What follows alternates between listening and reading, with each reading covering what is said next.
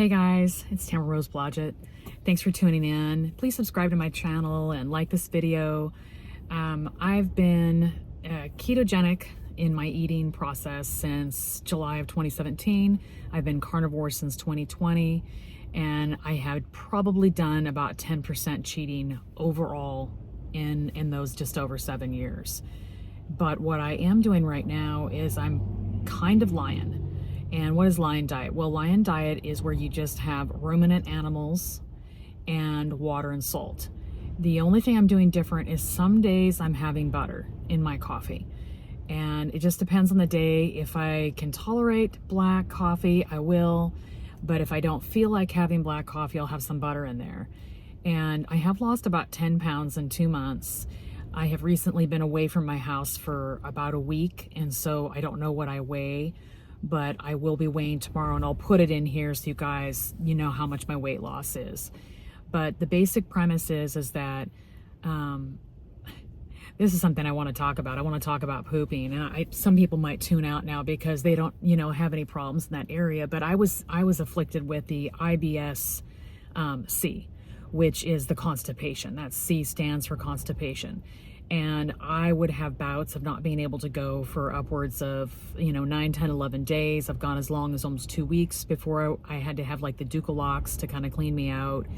And now I know why that was. And I want to talk about, and I am not a supplement believer until I started getting really specific testing for my own self. And then I started experimenting with some of these supplements and found that they are super important. It's not just what you were eating.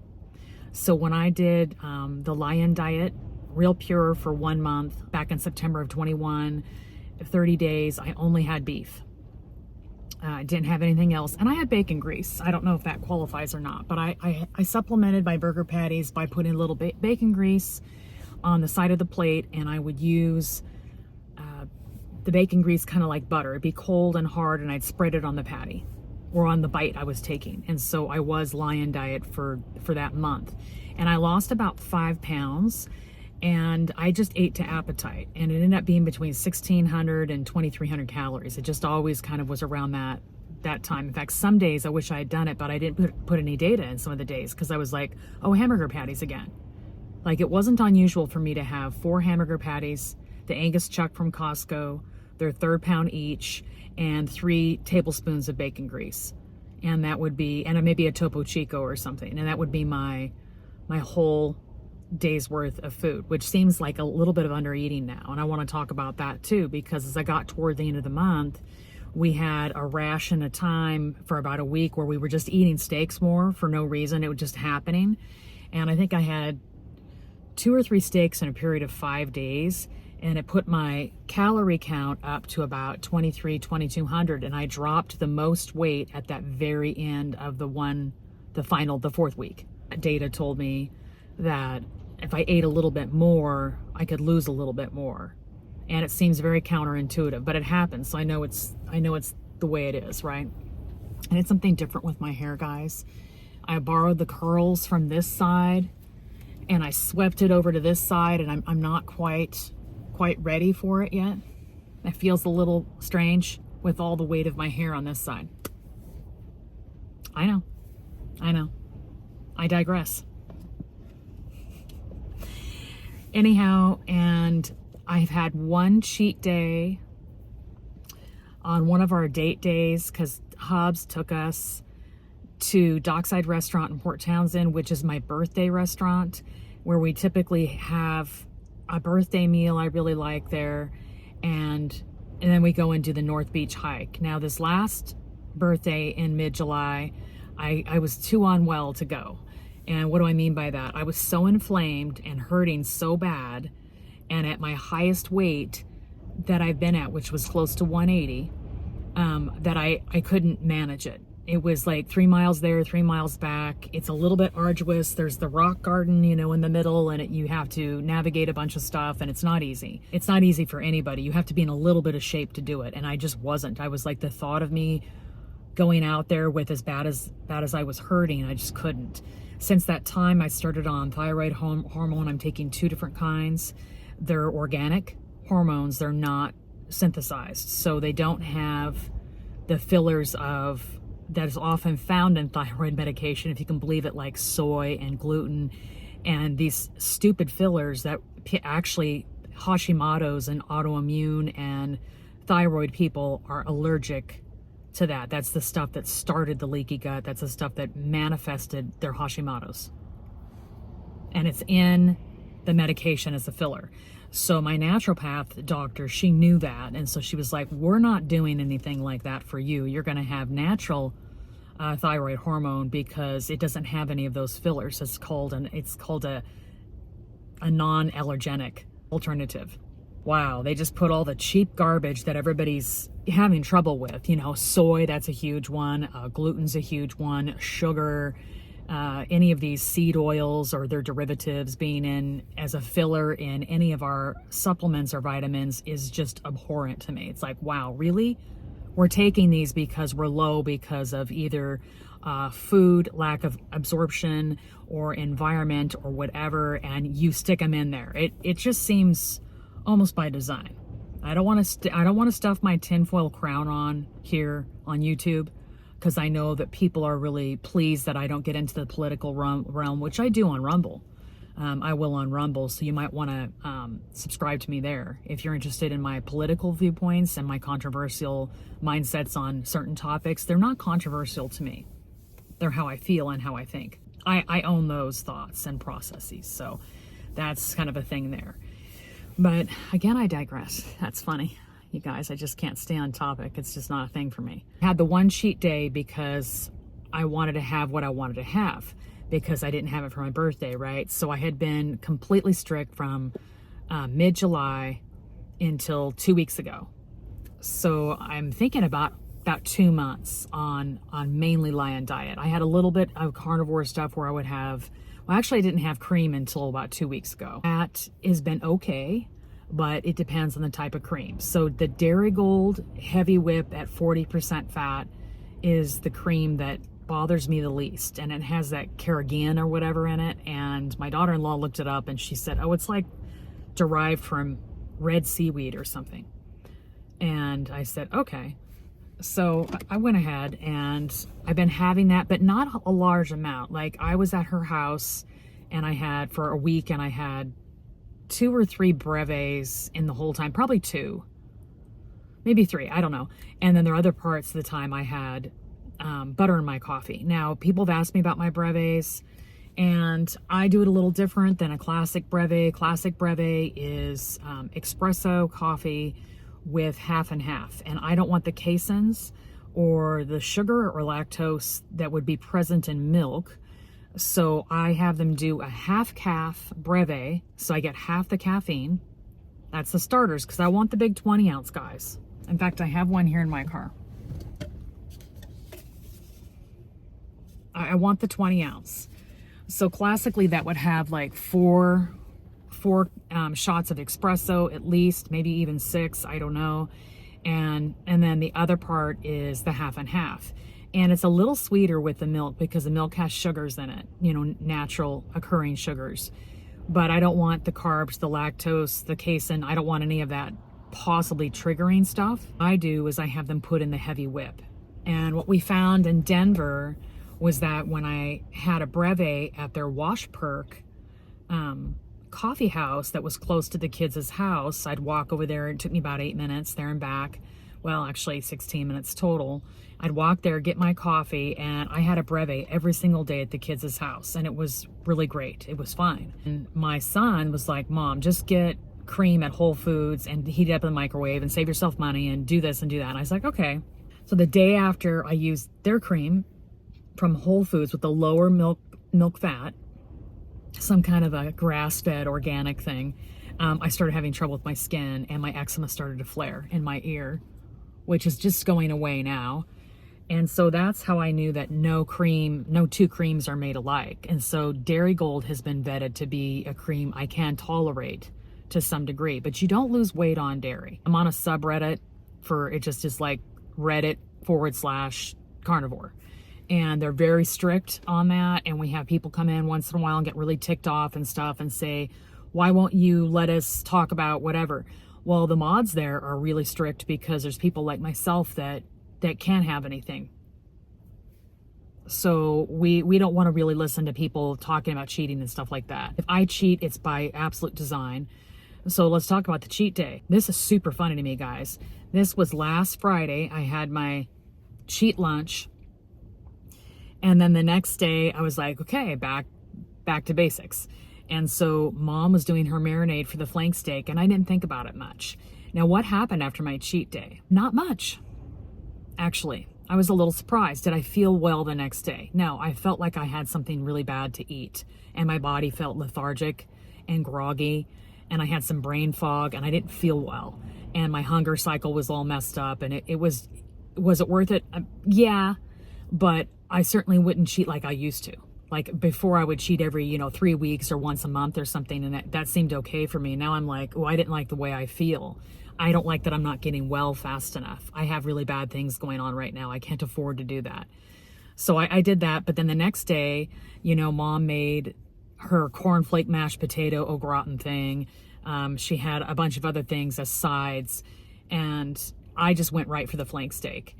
And I was in a tailspin reaction after the flank steak. And I had everything. I had the eczema come back. I had muscle and joint pain. My skin freaked out. I had heartburn. I didn't go to the bathroom for 3 days. And all we could figure out was that she put in avocado oil, apple cider vinegar, and soy sauce, reduced sodium. So I went into the soy sauce and I was like, okay, soy's supposed to be a problem, but what on earth? Because it was just the marinade, guys. It wasn't even, wow. Anyhow, the second ingredient in the soy sauce, I think it's curcumin or something. Anyway, it's some foreign name. Everybody knows what it is. Everybody uses that soy sauce if they're going to make a marinade, right? And the second ingredient was wheat. And I looked at the label and I was like, I know these guys. In Mazatlan, I've used their soy sauce, same brand, but gluten-free before because they happen to have it. I think it was the gluten. So what Hubs and I are going to do is we're going to try the soy sauce again, gluten-free. And then I will so definitively know that gluten is that much of a culprit. For me to react the way I did, it was like I had pain in my stomach, pain in my bowel, 2 days of that reaction. My body was so mad about the soy. But it had wheat as a second ingredient. I happen to know it has gluten in there because they have a gluten-free version. So that was not the version that was gluten-free. So I have to assume, yeah, that was the problem. And, Mom's kind of careful, but Mom's focus is on carb. She's like, if it's low carb, I'm eating it.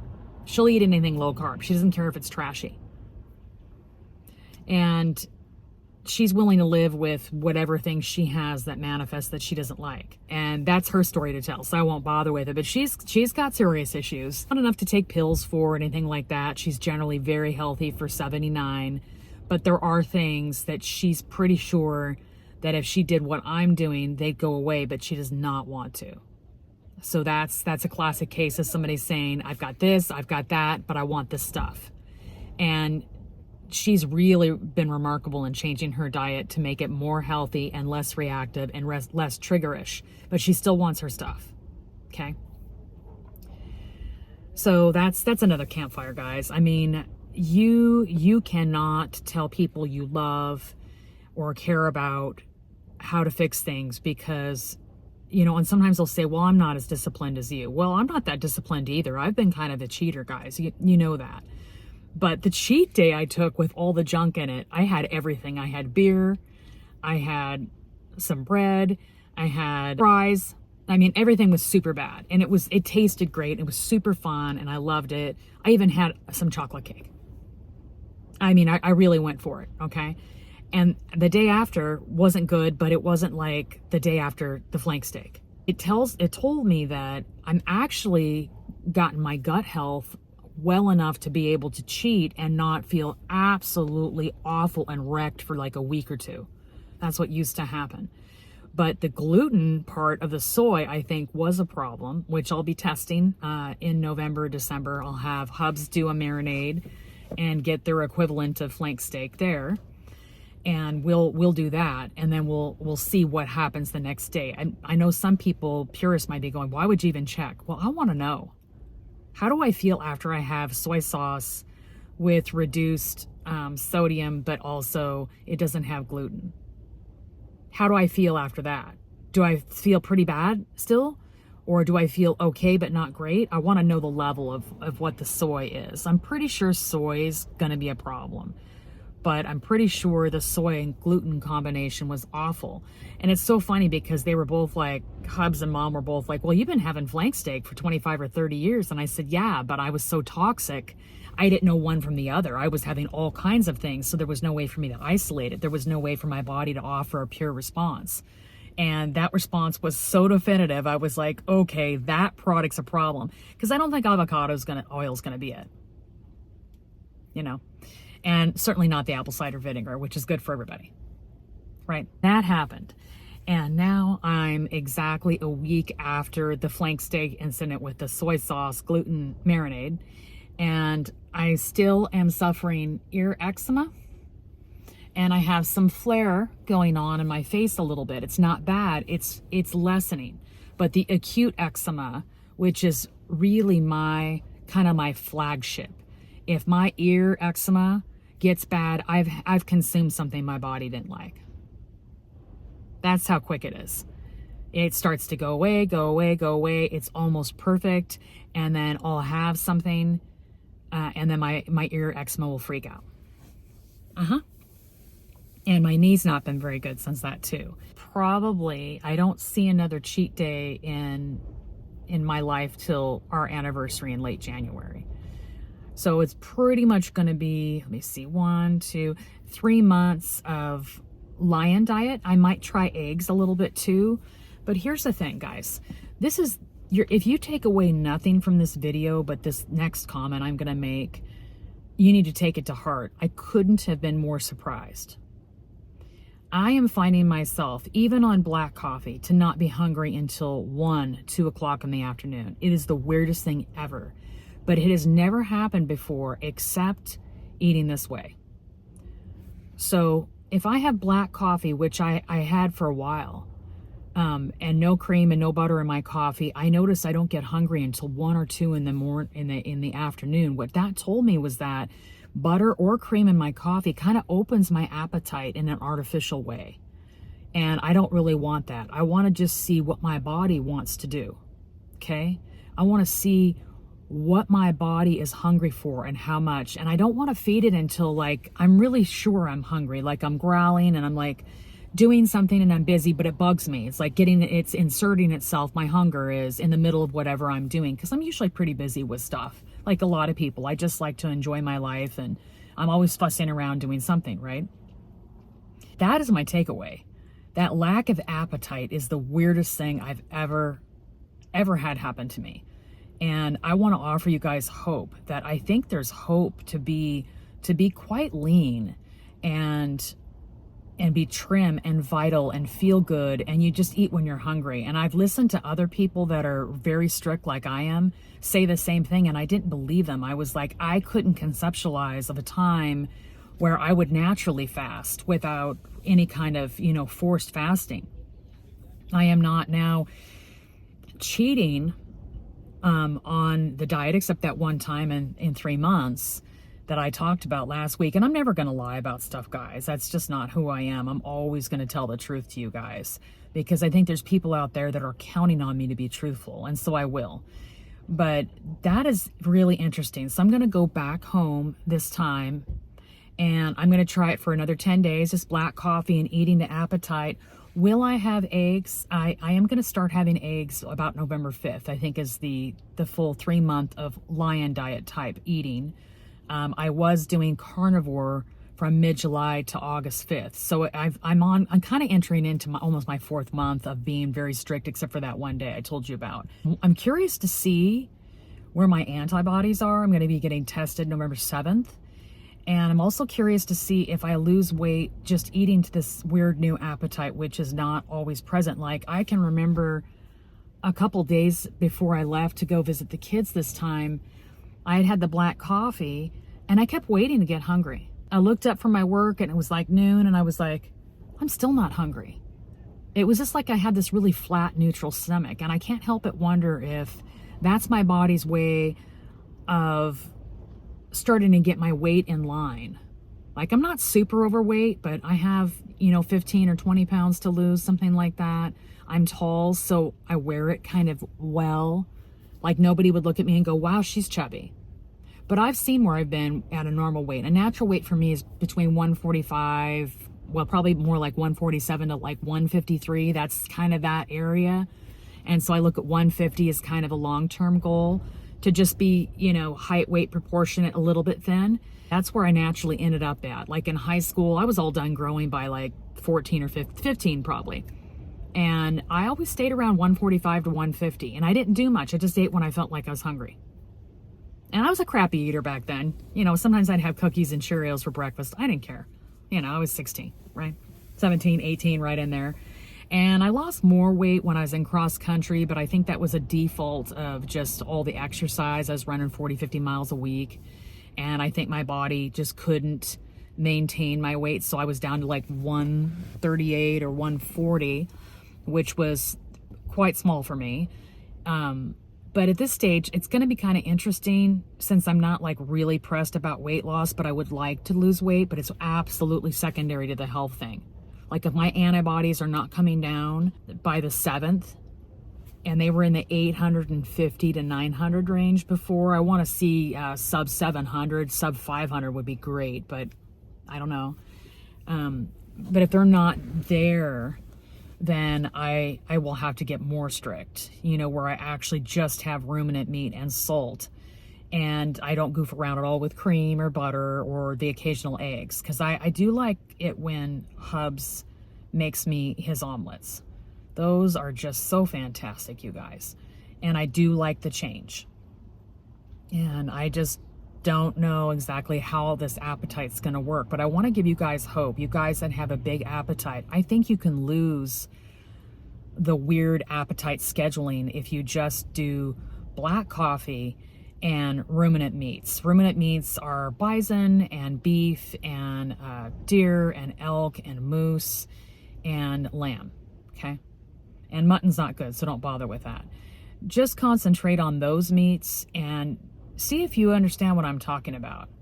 And I had the same thing happen when I was eating the Lion's Diet for that 1 month in September of 21, before I knew that it was called the Lion's Diet. Like, I hadn't discovered Michaela Peterson at that time, and now I know what it's called. And she coined the term because it was fun and it sounded cool, she said. And I was like, yeah, it's like an extreme version of carnivore. You can try this for a month. I think you should try just black coffee and ruminant meat. And I did it for a month, and I only lost 4.8 pounds, but I started at 160 and I ended up at 155. So I was starting at a much lower weight than what I am now, and I lost 4.8 pounds, and I did not try. And I ate to appetite. And in the beginning of the process, I was a lot hungrier in the morning. And now I find, after 2.5 or 3 months of being very strict carnivore, that the black coffee doesn't do anything for my appetite one way or the other. But the cream and the butter opened it, like I mentioned. So I suggest you guys do that. And I'm going to start something different probably after November 5th.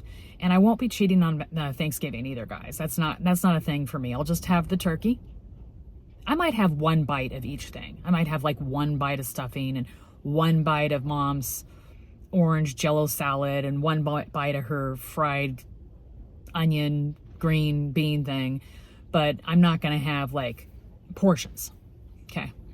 I'm not going to do that because we're going to be going down to Muzzle Lawn soon, and they have picanha steak cut there. And I'll find out what that translates into for the cut here in the States. And it is so good. And it was only $6.99 a pound at Costco when Bird found it. And they don't typically have it. So he got lucky, and I had it last month, and I fell in love, and it's so much cheaper than ribeye. And I need to find out what the cut is and where I can get it other than Costco. Because Costco, they'll try things and then they won't offer it again or whatever. Maybe they're experimenting with whatever. So takeaway, guys, try the lion diet for a month and then comment on how you feel. I really want to know if there's anybody out there that's willing to do black coffee and ruminant meat and salt for a month. And by the way, the salt intake's very important. I've craved salt, and I have it on all my foods, and it doesn't taste as good without it. So that's also a thing, and it doesn't make me feel bad for having it.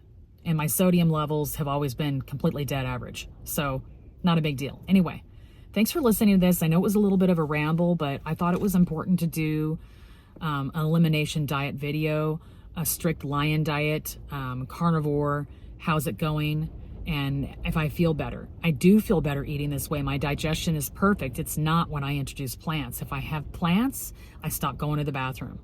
Forget fiber, guys. Fiber doesn't mean anything. Plants are everything. And that they don't make you do anything. So if you want to poop, eat meat. The supplement that was critical in having me have perfectly formed poops was biotin. Once I started taking that, within 2 days of taking that, everything had levelized, and now I have the gorgeous poop that you're supposed to have. That's a B7, okay? That's B7. And my B12 and B6s were dead average, and they should have been higher. So I was having absorption problems back in June, late June, when I got tested. I'm taking biotin, magnesium citrate, vitamin D3, vitamin E, and that's it. And I'm taking this stuff called Azo to help with preventative urinary tract stuff, because I've had some UTIs this year and I've never had those before in my life. And I guess when you're in menopause, you become more susceptible to that. So since I started taking that tablet each day as a preventative, things are better too. And I sourced all my vitamins and minerals to not have fillers like gluten and soy and all the stuff. If they have gelatin, that's animal based and I don't worry about it, but it was kind of fussy to do it. Nature Made has a great vitamin E. They have a really bad vitamin D. Does it work? Yes. Did it have the fillers like soy? Yes. So be mindful of that. And thank you guys for subscribing. I don't know when this video will come out, but probably next week. And then I will be doing a hair video. I have some exciting new hair things to do. Braid crowns, messy buns. And I'll probably do it with my hair being a little bit more wavy and curly like this for people that have texture in their hair. Anyway, love you guys. Subscribe. Thank you.